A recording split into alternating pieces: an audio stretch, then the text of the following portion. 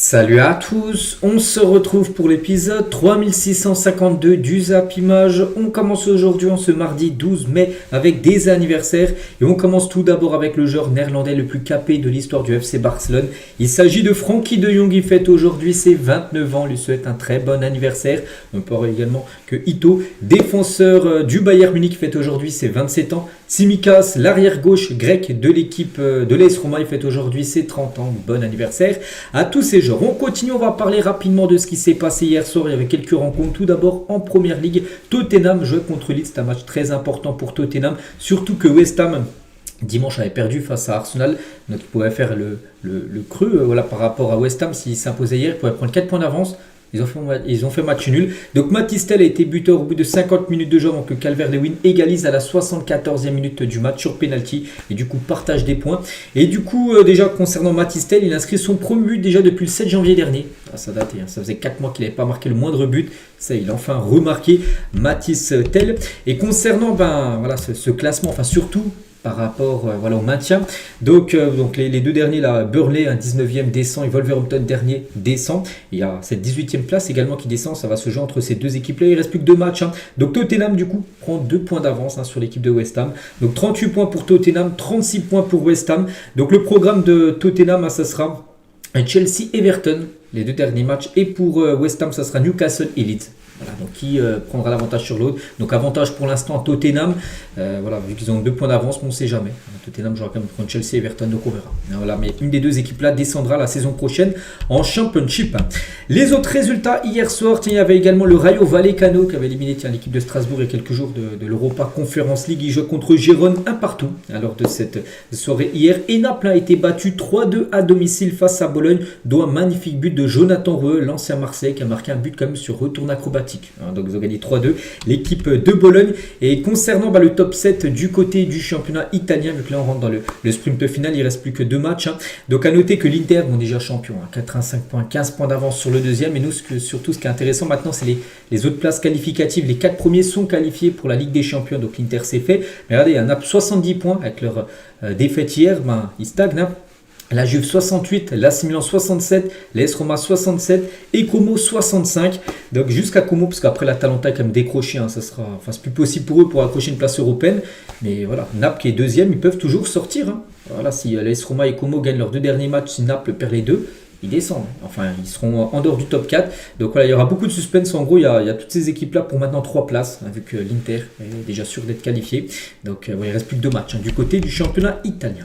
Du côté du programme aujourd'hui, ça reprend et la Liga, il y a une journée de Liga aujourd'hui, donc il y a des matchs aujourd'hui, demain et après-demain. Voilà.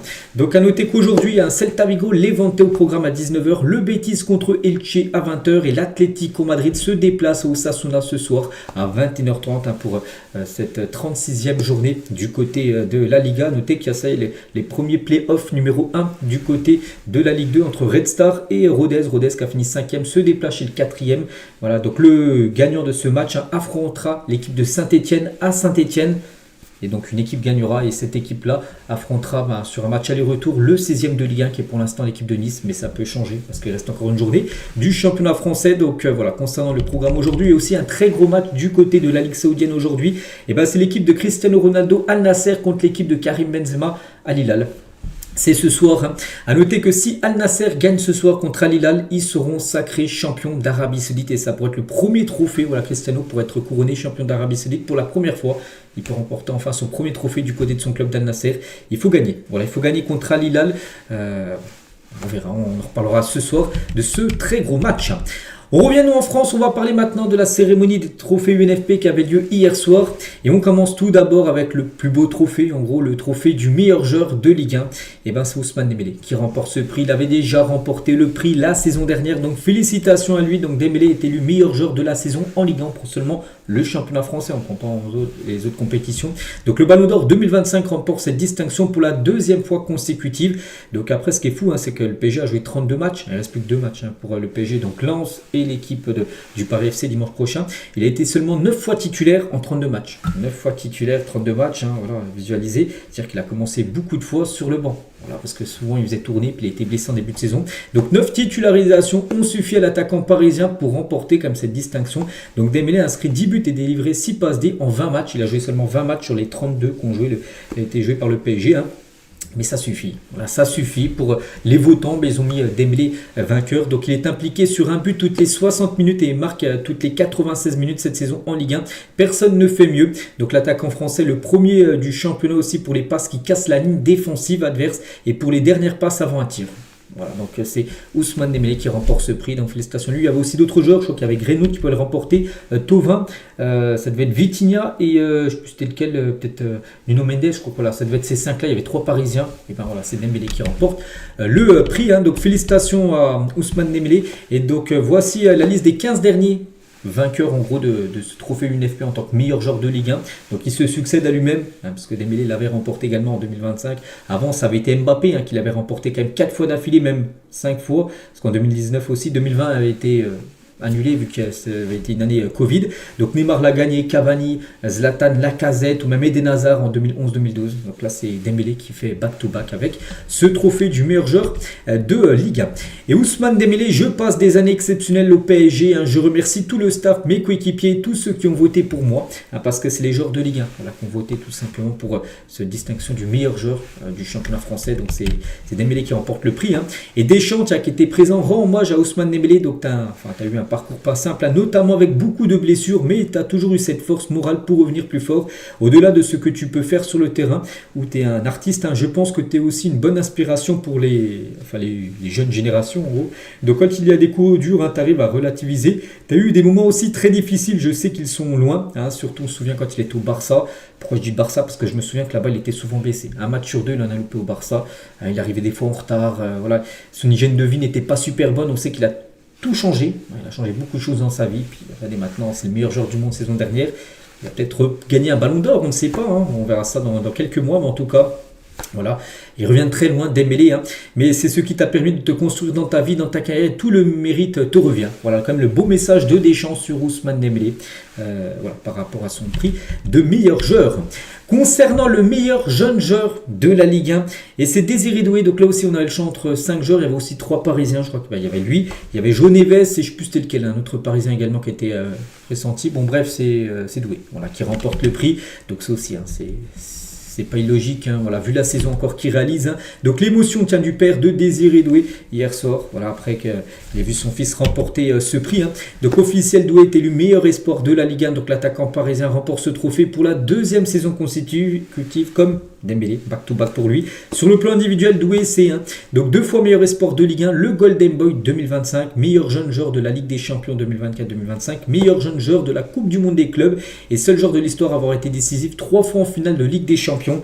C'était la saison dernière, la victoire 5-0, il avait marqué un doublé, une passe D, donc 3 fois décisif. Donc c'est plus qu'un espoir finalement, c'est un joueur qui est confirmé, c'est un joueur qui pourra aspirer à gagner le trophée qui a été remporté par Dembélé, le prix du meilleur joueur. S'il reste au PSG, il le remportera certainement.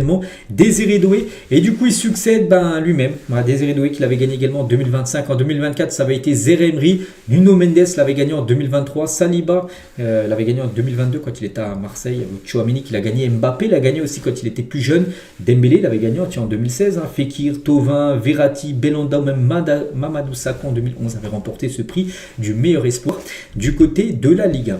Et Doué qui était présent lors de la cérémonie, donc il a fait quelques déclarations. Donc aujourd'hui je suis épanoui, mon rêve a toujours été d'être footballeur professionnel, je le suis dans l'une des plus grandes équipes du monde, le PSG, et il a parlé aussi de la Coupe du Monde qui arrive, enfin la Coupe du Monde mais surtout de la Ligue des Champions. On est tous concentrés, tous sûrs de nos armes pour aller décrocher cette Ligue des Champions, et aussi il veut frapper fort aussi avec l'équipe de France pour le mondial. Et du coup Dembélé, Doué, à nouveau roi de la Ligue 1, donc les attaquants parisiens remportent respectivement les trophées de meilleur joueur et meilleur espoir pour la 2e saison consécutive, back to back pour les deux. Voilà. Je pense que personne va dire que c'est un scandale. trouve que c'est totalement mérité. Concernant le prix du meilleur gardien de but sur cette saison, eh ben, c'est le gardien du Racing Club de Lens, Robin Risser, voilà, qui remporte ce prix de meilleur gardien. Donc, voilà, il était âgé de seulement 21 ans, remporte cette distinction pour sa première saison comme en Ligue 1. Donc, on le félicite. À noter qu'il n'y avait pas de gardien du PSG. Donc, il n'y avait ni Safonov, ni Chevalier. Donc, voilà, c'est Robin Risser qui remporte ce prix. Donc, il succède à Lucas Chevalier, qu'il avait gagné la saison dernière quand il était à Lille. Donnarumma l'a gagné 2 fois. Brice Samba, Mike Mignon à l'époque, Monoda même l'a gagné pas mal de fois. Sirigu, Hugo Lloris, voilà, tous les derniers vainqueurs de ce titre de meilleur gardien de la Ligue 1. Donc là, c'est Robin Risser. Et du côté d'Angers, ils ne sont pas très contents, parce qu'Angers, il y a Hervé Kofi qui a fait une magnifique saison, il a dit. Enfin, ils ont dit, le CM, ceux qui gèrent les réseaux sociaux d'Angers, il a dit. Donc, plus grand nombre d'arrêts, la Ligue 1 cette saison, c'est Hervé Kofi, le plus haut taux de but évité, le plus haut pourcentage d'arrêt, 10 clean sheets, pas suffisant pour ce trophée apparemment. Donc pour nous, c'est bientôt le meilleur gardien de Ligue 1, Hervé. Voilà. Parce qu'après Lens, c'est vrai que c'est une équipe quand même qui concède moins d'occasions qu'une équipe comme Angers, où le gardien est beaucoup sollicité. C'est que Hervé Mofi, enfin d'après ce qu'ils peuvent dire, voilà, le CM de Angers, là, il a réalisé une magnifique saison, mais c'est pas lui qui a remporté le prix.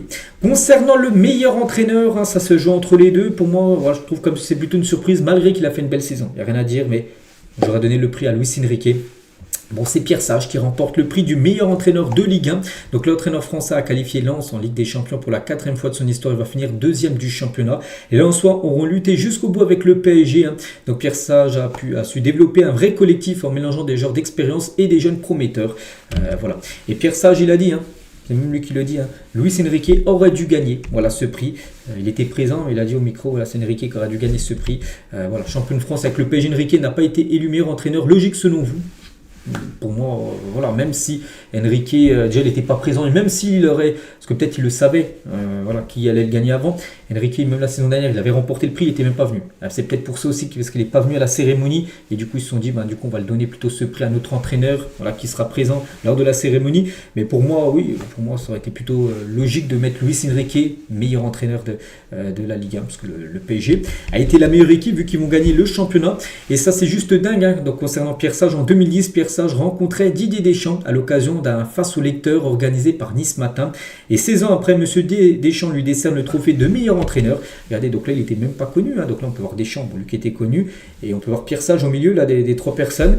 Et il parlait, en gros, voilà, c'était une rencontre, en gros, face aux lecteurs. Et quelques années après, enfin 16 ans après, Deschamps écoute le discours maintenant de Pierre Sage en tant que meilleur entraîneur de la Ligue 1. Concernant le meilleur joueur français évoluant à l'étranger, on a le choix entre 5 joueurs. Il y avait Olysée, il y avait qui d'autre? Il y avait Ryan Cherki, il y avait Kylian Mbappé, il doit avoir Thuram, je crois Marcus Thuram, un autre joueur, je me souviens plus de cette équipe, peut-être Griezmann.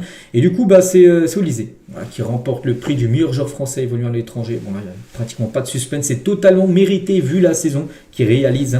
Cette saison, toute compétition confondue avec le Bayern, c'est 22 buts, 26 passes D pour Michael Olysée, qui était présent. Olysée, il est venu, il a fait le déplacement à Paris, parce que la cérémonie avait lieu. Donc voilà, Olysée, ballon d'or, on pouvait entendre dans la foule quand il est arrivé. Et Olysée, il a dit, j'ai hâte de tout donner cet été pour rendre mon pays fier. Donc la France, voilà, parce qu'il sera très important avec les Bleus. Olysée. Et à noter que pour la première fois de sa carrière, Kylian Mbappé ne gagne aucune distinction durant la cérémonie des trophées UNFP. Il avait gagné le prix du meilleur joueur français évoluant à l'étranger l'année dernière. Il a gagné le prix que Olysée a gagné, il l'avait gagné l'année dernière, Kylian Mbappé. Mais depuis qu'il est dedans, voilà, dans ces trophées UNFP, à chaque fois il remporte au moins un prix. Avant il remportait le prix de l'espoir, la Ligue 1, il y a à peu près en 2017, voilà. Et chaque année, il remporte au moins chaque fois un prix, soit le meilleur espoir, soit le meilleur joueur de la Ligue 1. Enfin, soit le meilleur joueur de la Ligue 1. Il a enchaîné quand même 5 fois en 6 ans ce prix. Juste l'année où il n'avait pas remporté, c'était à cause du Covid. Donc là, rien du tout. L'année dernière, il a remporté le prix du meilleur joueur évoluant à l'étranger. Donc là, rien pour Kylian Mbappé. Officiel, voici le 11 type aussi de la saison en Ligue 1 qui a été dévoilé hier avec 5 Parisiens, 4 Lensois, un Lyonnais et un Marseillais. Qui est Mason Greenwood à titre de comparaison. 9 joueurs parisiens figuraient dans le 11 type la saison passée. Saison dernière, 9 joueurs, donc là il n'y en a plus que 5. Bon, après, voilà, tout le monde, je trouve, mérite un Tolisso, tout ça, ça mérite Sangaré aussi qui a réalisé une saison incroyable, un Sarr, Risser, donc voilà, concernant cette équipe de Ligue 1 et Greenwood qui était présent également pour les trophées NFP, puisqu'il a pu recevoir un prix par rapport qui figure dans l'équipe type de cette saison. Donc il a salué le niveau de la Ligue 1 en précisant vouloir rester. Ça, je suis pas sûr. Hein. Bon, il a peut-être dit ça, c'est un peu du bluff. Je ne vois pas du tout rester, Marseille. Après, peut-être qu'il restera dans un autre club français, mais ça m'étonnerait. Mais il a dit la Ligue 1 est un championnat merveilleux. On joue des matchs incroyables et c'est l'un des meilleurs championnats dans lesquels j'ai joué. J'espère rester. Voilà, donc, on verra. On verra parce que quand même depuis quelques semaines on a l'impression qu'il est complètement déconnecté de cette équipe de Marseille. En plus Marseille est un peu en roue libre totale sur cette fin de saison. Après, s'il espère rester, on verra ce qui va être fait lors du futur mercato. A noter qu'Esteban Le Poul, qui est quand même actuellement le meilleur buteur de Ligue 1, est absent du 11 type. L'attaquant rennais est le meilleur buteur avec 20 buts inscrits. C'est la première fois depuis 2015 qu'un joueur qui n'est pas au PSG finit meilleur buteur. Déjà, c'est quand même un sacré événement. Parce que depuis 10 ans, c'est à chaque fois un joueur du PSG qui finit meilleur buteur de Ligue 1. Donc là, c'est un joueur d'une autre équipe et du coup, il ne figure même pas dans le 11 type. C'est qu'Esteban Le Poul aurait pu être dedans. Bon, après, tu en enlèves un. Bon, t'enlèves peut-être pas Dembélé vu quand même il est meilleur joueur de la Ligue 1, mais t'enlèves soit Greenwood ou Thauvin. Voilà, tant pis, t'en sacrifies un, mais tu mets Esteban Le Poul, tu mets peut-être un Dembélé à droite ou à gauche, peu importe. Bon, Esteban Le Poul fait les frais et du coup n'est pas parmi les meilleurs joueurs de Ligue 1. Et Mathieu Hudol également, qui a délivré quand même 7 passes décisives cette saison en Ligue 1 avec le Racing Club de Lens, n'est pas présent dans cette équipe type. Voilà ce qu'à dire sur la Ligue 1. Rapidement aussi avec la Ligue 2, le meilleur joueur c'est le Géorgien Davidashvili, donc joueur de Saint-Etienne qui a été élu meilleur joueur en Ligue 2 cette saison, trophée UNFP. De 14 buts et 5 passes D pour lui cette saison. Donc un joueur qui peut rester à Saint-Etienne si Saint-Etienne monte. Mais si Saint-Etienne revenait à faire une saison en Ligue 2, je pense qu'il partira. Mais en tout cas, c'est lui le meilleur joueur. Concernant le meilleur entraîneur, c'est Stéphane Dumont, donc l'entraîneur de Troyes. Ils sont champions de Ligue 2 déjà depuis 2 semaines, donc c'est lui qui remporte ce prix, c'est totalement mérité. Concernant l'équipe type de cette saison de Ligue 2 avec pas mal de Troyens, mais surtout c'est quand même un sacré scandale. 0 joueur du Mans. Le Mans a quand même fini deuxième, il faut une saison exceptionnelle. C'était en national la saison dernière. Et là, ils vont monter, c'est sûr. Même si leur match a été arrêté, ils gagnaient 2-0. Le verdict aura lieu demain, mercredi, lors de la commission de discipline. Mais ça y est, mais quand même mettre aucun joueur, 0 joueur du Mans comme dans ce 11, je trouve que c'est un sacré scandale. Bon, voilà, sinon on peut avoir pas mal, comme je dis, un joueur de Saint-Etienne, un joueur de Saint-Etienne, mais surtout pas mal de joueurs de Troyes qui ont été exceptionnels cette saison. Concernant la meilleure joueuse d'Arkema Première Ligue, donc la première division féminine, donc c'est la lyonnaise Melchi du Mornay, qui remporte ce prix. Donc félicitations à elle. Et concernant le 11 de l'Arkema Première Ligue, donc voilà, c'est ces joueuses là, on peut voir, je sais pas, Karchaoui, joueuse du PSG, Wendy Renard, donc il y a pas mal de parisiennes et de lyonnaises dans ce 11 final. Concernant le meilleur entraîneur meilleur arbitre plutôt de la Ligue 1, c'est Jérôme Brissard. Voilà, pour la deuxième saison consécutive, back to back, c'est lui qui remporte le prix devant Turpin, devant les autres arbitres connus français. C'est lui le meilleur arbitre de Ligue 1. Le meilleur arbitre pour la Ligue 2, c'est Ezekin Osaka. Il pourra arbitrer du coup la saison prochaine certainement. Du côté de la Ligue 1, il sera peut-être promu. Et notez que Drogba a également reçu un prix officiel. Drogba remporte le trophée UNFP du joueur citoyen pour son engagement en faveur de la paix et de nombreuses causes en Afrique. Aussi un prix par rapport à ça, genre citoyen, et c'est Drogba qui a remporté cette distinction. Donc voilà tout ce qu'il y avait à dire les gars sur cette cérémonie des trophées UNFP qui avait lieu hier. Il y a noté qu'un autre trophée a été remporté, mais rien à voir avec les trophées UNFP, c'est le trophée du prix Marc-Vivien Fouet, donc le meilleur joueur africain évoluant en Ligue 1. Hakimi l'avait remporté la saison dernière, donc c'est le Lensois Mamadou Sangaré qui remporte le prix, mérité aussi. Il figure dans le 11 type de la saison de Ligue 1, je le montrais tout à l'heure, et voilà, il est présent, c'est lui qui remporte le prix du meilleur joueur africain de la saison, donc mérité. Vraiment, il nous fait une saison exceptionnelle. Voilà tout ce qu'il y a à dire sur les cérémonies, les deux qui ont lieu hier. On continue, tiens, on va parler maintenant un peu du Paris Saint-Germain. Donc le PSG est favori face à Arsenal, donc Eric Roy, donc le coach de Brest, n'est pas du tout d'accord. Il a dit dire que le PSG sera favori contre Arsenal, ça peut s'entendre pour le grand public, mais moi je ne le vois pas totalement comme ça. Arsenal est une équipe très difficile à jouer, avec une philosophie différente du PSG. Il s'appuie sur une base défensive très solide. Leur point fort, c'est la défense. Arsenal, et des fois, beaucoup de matchs, il suffit juste de marquer un but pour gagner le match. Ça a été le cas avant-hier contre West Ham. Ça a été le cas sur de nombreux matchs contre le Sporting en Ligue des Champions. Ils ont gagné 1-0 le match aller, puis 0-0 match retour, puis ils sont qualifiés. Voilà, si tu prends pas de but, il suffit juste d'en marquer un pour gagner le match. Donc il dit que c'est une équipe redoutable dans ce registre-là. Donc quand c'était sur un seul match, ça nivelle encore plus les valeurs, même si on pense qu'une équipe est au-dessus de l'autre. Voilà ce qu'a pu dire en gros Eric Roy avant ce match qui aura lieu maintenant dans 18 jours. On avance. J-18. juste avant la grande finale. Et concernant cette grande finale imprévue le 30 mai prochain, c'est confirmé par le maire de Paris, Emmanuel Grégoire l'a confirmé, pas de fan zone dans la capitale en raison des nombreux événements privés prévus le 30 mai. N'oubliez pas, donc il y a la finale de la Ligue des Champions sur écran géant au Parc des Princes, déjà il y a ça. Il y a aussi le concert d'Aya Nakamura au Stade de France, le concert de Damso à la Défense Arena et le concert de Boots à la Cave Arena. Donc tous ces événements, donc ça mobilise des policiers, des forces de l'ordre, donc du coup ils peuvent pas être partout, ils peuvent pas être sur tous ces trucs là, plus encore faire une autre fan zone. Voilà, donc du coup il n'y aura pas de fan zone, il y aura certainement un écran géant au Parc des Princes, mais il n'y aura pas un écran géant dans Paris, je sais pas, en bas de la Tour Eiffel, voilà, pour diffuser le match. Non, ça sera pas fait. On continue, on va parler de Julián Álvarez, un joueur qui va alimenter beaucoup le mercato l'été prochain. C'est qu'actuellement Álvarez, les gars, et le PSG le veut.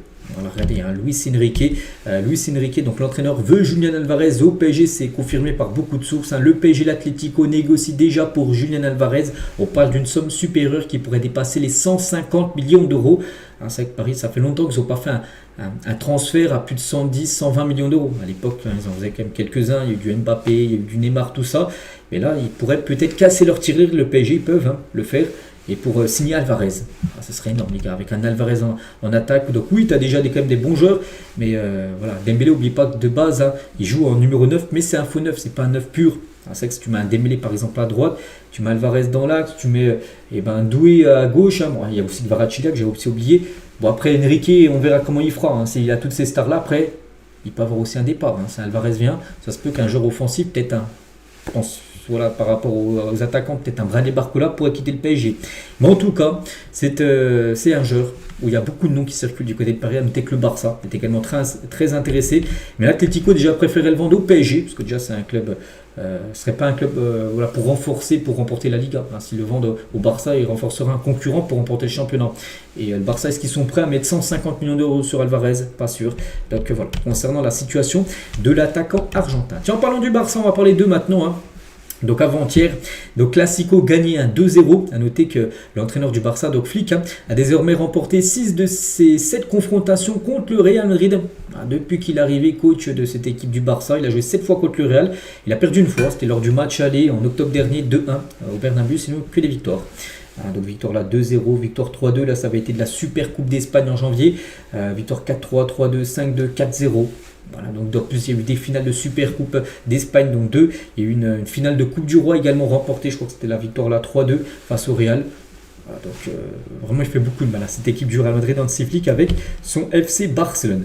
Et la presse espagnole félicite le Barça pour son titre et détruit le Real Madrid après le Classico. Donc Marca et les Sportus ont mis un champion incontesté à cette équipe du Barça. Mundo Deportivo a titré salut le champion. Le Barça profite de la crise du Real Madrid dont la fin semble incertaine et du fanatisme entourant le retour de tactiques douteuses de Mourinho. Le journal Sport, ils ont mis champion et fête historique. Le journal AS, l'image présentée par l'équipe blanche lors du Classico résume parfaitement ce qu'a été une campagne d'un Real Madrid sans âme ni esprit avec des lacunes importantes. N'oubliez pas que le journal c'est un journal du Real. Donc, ils disent en gros que c'est une équipe sans âme, on voit avec beaucoup de lacunes actuellement. Et le journal Marca, qui est également un journal madrilène, un journal sur le Real, le Barça construit une équipe, le Real Madrid l'a détruit.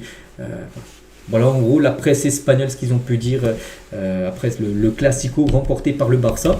Et notez que hier c'était la parade dans les rues de Barcelone et beaucoup de monde. Le FC Barcelone en pleine communion avec son public. Ils ont fait un petit parcours dans la ville de Barcelone. Il y avait énormément de monde, plus de 750 000 personnes, c'est énorme, étaient dans les rues de Barcelone pour fêter le titre des champions d'Espagne, le FC Barcelone. Donc voilà, en plus il faisait beau, il y avait beaucoup de monde, c'était parfait, ils ont fêté ça. Et Lamine Yamal, il a été questionné parce qu'il y avait celui qui gère les réseaux sociaux du Barça. Il a dit donc la parade de la Ligue des Champions aura-t-elle lieu un jour, parce que là c'est la parade de la Liga qui a été remportée, mais est-ce qu'un jour il y aura une parade par rapport à la Ligue des Champions? Il a dit absolument.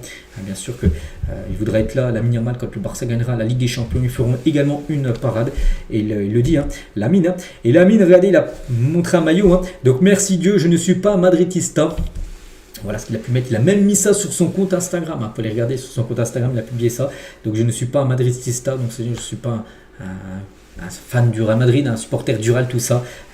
Voilà le petit pic envoyé au rival du Real Madrid, Lamine. Et notez que Lamine, il a brandi aussi le drapeau de la Palestine, lors de la parade du FC Barcelone. Donc on a pas mal de choses à dire. On peut voir aussi Lewandowski et Szczesny qui dégustent une glace en pleine parade. C'était sur le toit du bus, parce qu'en dessous de ça, tu tu peux te mettre en bas, mais eux, ils sont même montés au-dessus de la cabine du conducteur. Ils mangeaient une glace tranquille. Hein. Regardez le petit, ce qu'on a pu entendre d'eux. Hein. Donc Chesney, il a dit mon pourcentage de titres en championnat avec le Barça est de 100%. Il a dit ça fait 2 ans qu'il est du côté du Barça, il a gagné les deux. Donc oui, les 2 Ligas ont été remportés sous les 2. Hein. Il a dit le tien est de 75% Lewandowski, parce que Lewandowski, ça fait 4 ans qu'il est là, il en a gagné 3. Donc il y en a une qu'il n'a pas gagné. Hein. Lewandowski, il a dit avec le Bayern, mon pourcentage était également de 100%. Il a gagné également tous les championnats possibles avec le Bayern. Hein. Et Chesney, il a dit, parce que lui, il était à Arsenal à l'époque. Hein. Avec Arsenal, le mien était aussi de 100%, mais de ne pas gagner. Voilà ce qu'il a pu dire. Hein. Chesney, bon, c'était entre les discussions entre les 2 Polonais lors de la parade hier. Hein. Et en parlant de Lewandowski, par rapport à la saison prochaine, n'oubliez pas qu'il est en fin de contrat, tiens, il le dit, hein, dans 50 jours maintenant, là c'était 51 jours, maintenant c'est 50 jours exactement la fin de ce contrat, le 30 juin prochain. Il a dit, je ne sais pas encore ce que je vais faire, hein. Je viens d'apprendre qu'il me reste 50 jours de contrat, donc j'ai encore le temps. Il pourrait y avoir une option dans un championnat inférieur, j'ai bientôt 38 ans, mais je me sens bien physiquement, alors j'y réfléchis, est-ce qu'il faut rester au Barça ou aller dans il le dit, un championnat inférieur, on pense peut-être au championnat américain ou au championnat saoudien, voilà, il pourrait toucher des gros salaires. Je dois garder à l'esprit qu'il est peut-être temps de jouer, de profiter de la vie. Voilà. Donc on ne sait pas vraiment, là on est dans le doute total. De toute façon tout sera décidé là, parce que dans 50 jours, hein, c'est quand même très proche, la fin de son contrat. Il a noté que Lewandowski, hein, sur ses 18 saisons passées, quand même, dans sa carrière, il a gagné quand même 14 fois le championnat. C'est quand même très fort, hein, ce qu'a réalisé l'attaquant polonais. On va parler tiens, de Marcus Rashford, hein, Bruno Fernandes, hein, son ancien coéquipier à Manchester. Enfin, il est toujours à Manchester, Fernandes, mais Rashford est parti. Hein. Félicitations mon frère, tu mérites. Hein. Fernandes félicite Marcus Rashford pour avoir remporté la Liga. Il a mis un petit message voilà, sur son compte Instagram. Et à noter que Marcus Rashford, buteur sur coup franc, magnifique coup franc direct, hein, inscrit face au Real au bout de 9 minutes de jeu. Et Ferran Torres confirme que Rashford ne voulait pas tirer le coup franc. Lui, il voulait pas le tirer. Mais en gros, il ne voulait pas tirer le coup franc, mais tout le monde lui a dit non, on va le tirer. Il l'a tiré et il a marqué. En pleine lucarne, Courtois n'a rien pu faire. Pour Cubarsí est clair, hein, le FC Barcelone veut remporter tous les trophées la saison prochaine. Donc le journaliste lui a dit est-ce que tu signerais pour refaire la même saison l'année prochaine? Il a dit non, je ne signerai pas parce que nous voulons tout gagner et on va essayer de le faire la saison prochaine. Donc oui, gagner encore bien sûr la Liga, la Super Coupe. N'oubliez pas que le Barça est chaud aussi sur la Coupe du Roi. Donc nous, on ne signerait pas pour les mêmes trophées. Lui, il veut un peu plus, hein, la Coupe du Roi, mais surtout la Ligue des Champions, qui est l'objectif là depuis cette saison, c'était l'objectif numéro 1. Ça n'a pas été gagné. L'objectif, hein, de nouveau, de la LDC sera l'objectif prioritaire pour la saison prochaine. On va parler de Gavi et Vini. Donc les deux se sont embrouillés, bon, comme souvent lors des Classicos. Donc un coup, Vini, il a pris Gavi comme ça. Bon, bref. Gavi, où est ton ballon d'or? Ils sont chambrés. Donc il a dit où est ton ballon d'or, Vini? Voilà. Vini il a dit moi j'ai la Ligue des Champions. Ouais, ils sont un peu embrouillés. Ensuite qu'est-ce que tu veux frère, hein? Vini il a dit ça à Gavi. Gavi il enlève la main de Vini Junior, hein? Et Vini il a dit mais je suis tranquille et Gavi il a dit tais-toi, joue et tais-toi. Donc voilà, hein, toujours beaucoup de... Enfin, c'est toujours très compliqué entre les deux, bien sûr, entre Gavi et Vini Junior. Et en parlant de Gavi, il devrait être appelé quand même pour jouer la Coupe du Monde avec l'Espagne. Les latéraux sont clairs, hein, Cucurella et Grimaldo à gauche, un Porro et Llorente à droite. Donc là, bon, après Gavi, s'il vient pour jouer avec l'Espagne, c'est pas pour jouer soit à gauche, soit à droite de la défense. Hein, c'est pour jouer au milieu de terrain, mais il devrait être appelé. Voilà Gavi. Hein. Et notez que Gavi donne son favori pour la Coupe du Monde, dit l'Argentine. Hein, et le grand favori car son champion en titre, hein, Léo Messi, est toujours le meilleur joueur du monde. Tant qu'il joue, l'Argentine sera la meilleure équipe. Voilà, voilà ce qu'a pu dire Gavi, hein, par rapport à son équipe qui a le plus de chances de remporter le mondial. Toujours avec le FC Barcelone, on va parler d'Hansi Flick, accord entre le Barça et Flick pour une prolongation de contrat. On avait parlé, hein, cette dernière semaine, on avait dit dès que le titre sera officiellement acquis, c'est fait. Ben, maintenant, même s'il reste encore 3 matchs à jouer, le Barça est sûr d'être champion. Et ben voilà, on pourra prendre à tout moment la prolongation de Flick. Hein. Et ben le tacticien allemand va prolonger jusqu'en 2028 avec une option supplémentaire jusqu'en 2029 son contrat. Donc maintenant, l'annonce officielle peut intervenir à tout moment. Et concernant Laporta, le président sur Flick, n'oubliez pas qu'il a perdu son père quand même, hein, quelques heures avant le coup d'envoi du Classico dimanche. Hein. Donc tellement émouvant les mots forts employés par Laporta envers Flick, hein, qui a perdu son papa la veille du Classico. Donc Hansi est exceptionnel, c'est un homme formidable qui a réussi à supporter tout cela de manière stupéfiante. Hein. Il a fait preuve d'un engagement et d'une humanité immense. Hein. J'ai lu en ce très reconnaissant. C'est pourquoi il est un des principaux artisans de ce succès et de cette grande victoire qui est dédiée à son père. C'est vrai qu'en plus Flick, il est encore présent. Hein. Hier, il aurait pu dire voilà, on a gagné le Classico, j'ai fait mon taf. Hein. Voilà, pour la parade, il aurait pu dire voilà, je viens de perdre mon père comme l'avant-veille. je préfère rester tranquille. Non, il était quand même présent. Voilà, il a fêté ça avec ses joueurs, alors qu'il est quand même dans une période de deuil, Hansi Flick, donc on lui envoie beaucoup de force. On va parler maintenant côté un peu Real Madrid, donc ils ont perdu, le Real, ça on le sait, mais à noter que depuis l'arrivée d'Hansi Flick au Barça, le club catalan domine l'Espagne en termes de trophées remportés. Si on regarde le Barça, le Real et l'Atlético, et pourtant le Barça a largement moins dépensé que l'Atlético et le Real sur cette période. Donc depuis l'arrivée d'Hansi Flick, le Barça a dépensé 87 millions d'euros sur le mercato, depuis 3 ans. 5 titres remportés. Le Real Madrid a dépensé 217 millions d'euros depuis l'arrivée de Flick, Barcelone, un titre remporté. Et l'Atlético, c'est 418 millions d'euros. C'est pratiquement du double du Real, aucun titre remporté. On a l'impression que plus tu mets d'argent sur le mercato, moins tu gagnes de trophées. Barça qui en a dépensé le moins, et ceux qui ont gagné le plus de trophées en Espagne depuis l'arrivée d'Hansi Flick. Florentino Pérez a convoqué une réunion du conseil d'administration aujourd'hui même. Objectif de toute façon là pour le Real Madrid pour cette fin de saison, trouver le nouveau coach pour la saison prochaine. Bon, il y a un nom, vous savez lequel je veux dire, qui circule depuis longtemps, José Mourinho. Le Real Madrid a fait une offre à José Mourinho. S'il accepte, le technicien portugais sera l'entraîneur du Real Madrid la saison prochaine. Et pour Ciro Lopez, voilà cette personne-là, journaliste espagnol, l'arrivée de Mourinho sur le banc du Real Madrid est quasiment actée. Il a dit il ne manque plus que Mourinho appelle pour signer le contrat. Il y a eu déjà des conversations. Quand la saison se terminera, on annoncera la signature de Mourinho au Real Madrid. Parce qu'actuellement, il lui reste encore quelques matchs à jouer. À entraîner Benfica. Et aussi le Real Madrid, la saison n'est pas finie. Dès que la saison sera finie, dans à peu près 2 semaines, 1 ou 2 jours après, normalement, ça sera officiel concernant Mourinho, qui sera le nouveau coach de l'équipe du Real Madrid. On va parler un peu aussi de Kylian Mbappé. Kylian Mbappé est beaucoup pointé du doigt, même s'il n'a pas joué lors du match contre lors du Classico. A noter qu'hier, lundi, au lendemain du match, c'était un jour off. Il n'y avait pas d'entraînement Real, mais lui est venu dans les installations du Real Madrid, tout seul. On peut le voir qu'il s'est pris en photo, il a mis un selfie. Il a fait un peu de musculation, Kylian. Eddie Aguirre, donc un journaliste de El Chiringuito TV, estime que le Real Madrid ne peut pas se passer de Kylian Mbappé. Pourtant, il y a beaucoup de supporters qui aimeraient son départ, mais pour lui, il dit que ce serait une grosse erreur de faire partir Kylian. Il a dit Mbappé, le meilleur joueur du monde après Cristiano Ronaldo.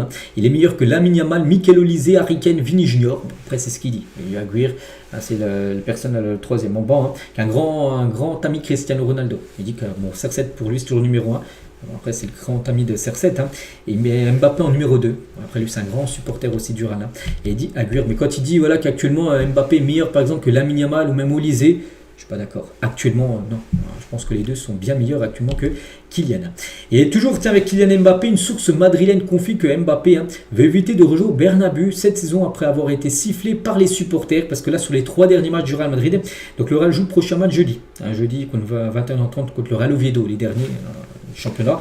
Mais en tout cas, il reste 3 matchs, donc 2 encore à domicile. Et en gros, il y en a qui disent que Mbappé aimerait plus jouer sur cette fin de saison. Enfin, c'est une source madrilène qui dit ça, pour éviter en gros de encore se faire siffler lors des prochains matchs, parce qu'on sait qu'il se fera siffler. Lui, même d'autres joueurs se feront siffler par rapport à cette fin de saison en roue libre totale de l'équipe madrilène.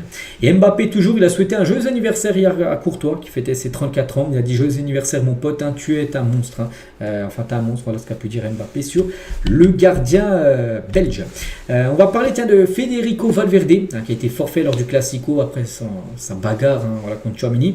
Et en interne, à plusieurs cas de Real Madrid demande le départ de Federico Valverde cet été.